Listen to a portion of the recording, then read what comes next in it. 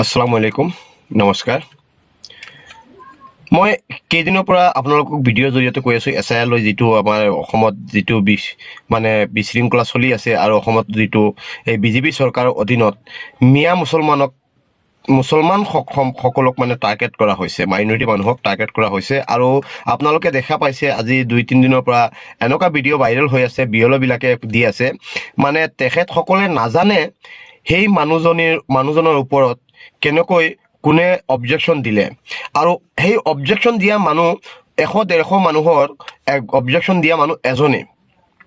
মই কালি এই কৰিমগঞ্জৰ এটা ভিডিঅ' পাইছোঁ, তাতো এজন মানুহে অবজেকশ্যন দিছে আৰু সেই অবজেকশ্যন দিয়া মানুহজন তেখেতৰ চহী নহয় বুলি আৰু তেখেতৰ নাম লৈ পেলাই মানে এইটো এটা মানুহক আৰু এটা হাৰাশাস্তি দি আছে আৰু এইটো ব্লেকমেইলিং কৰি আছে।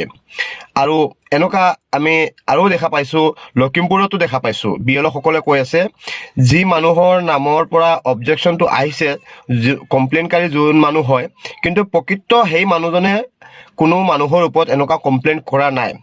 তেতিয়াহ'লে আপোনালোকে নিজে পাবক এই বস্তুটো এটা মানে তেখেতসকলৰ ৰাজনীতিক এটা মানে চালি পেলাই মানে এই মুছলমান সম্প্ৰদায়ৰ মানুহসকলক কেনেকৈ এই ভোটাৰ তালিকাৰ পৰা নাম কাট কৰিব, এইটো এটা ষড়যন্ত্ৰ ৰচিছে।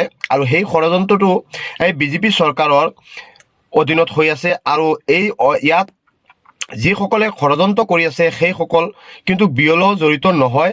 বিয়লৰ নামত মানে বিয়লৰ ওপৰত দুখ দি পেলাই বেলেগ কোনোবা এটা তৃতীয় শক্তি এজন মানুহে কোনোবাই ষড়যন্ত্ৰ কৰি আছে। আৰু এই ষড়যন্ত্ৰ কৰাত যি মানুহৰ নাম দি আছে বোলে এই মানুহে কমপ্লেইন কৰিছে, কিন্তু প্ৰকৃত সেই মানুহজন নহয়। এনেকুৱা বহুত ভিডিঅ' পাইছোঁ।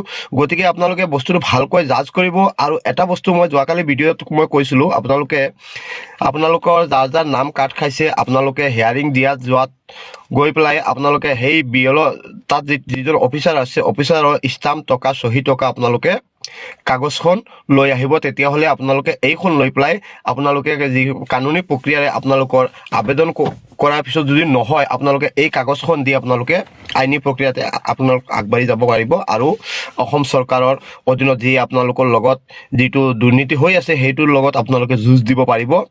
গতিকে এই ভিডিঅ'টো আপোনালোকে যিমান পাৰে সকলোকে শ্বেয়াৰ কৰি চাবলৈ সুবিধা কৰি দিবা। আৰু চাওক, এজন বিয়লয় তেখেতৰ চিনাকি মানুহ, তেখেতে কেতিয়াও মানুহৰ সেইটো অবজেকশ্যন দিব নোৱাৰে।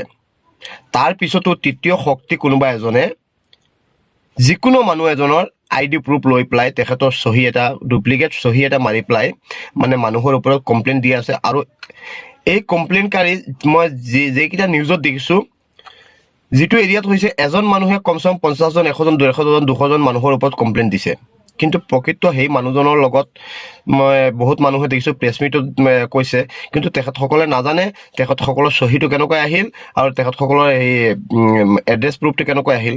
গতিকে এইবিলাক এটা ভুৱা, আজি আমাৰ মাইনৰিটি মানুহক এটা হাৰাশাস্তি দিয়াৰ, ভোটাৰ তালিকাৰ পৰা নাম কাট কৰাৰ এটা মানে ষড়যন্ত্ৰ ৰচিছে। আৰু এইটো বিজেপি চৰকাৰৰ অধীনত। গতিকে আপোনালোকে বস্তুটো ভালকৈ চাই পেলাই যিকোনো এটা কাম কৰিবলৈ হ'লে ভালকৈ চাই পেলাই কৰিব।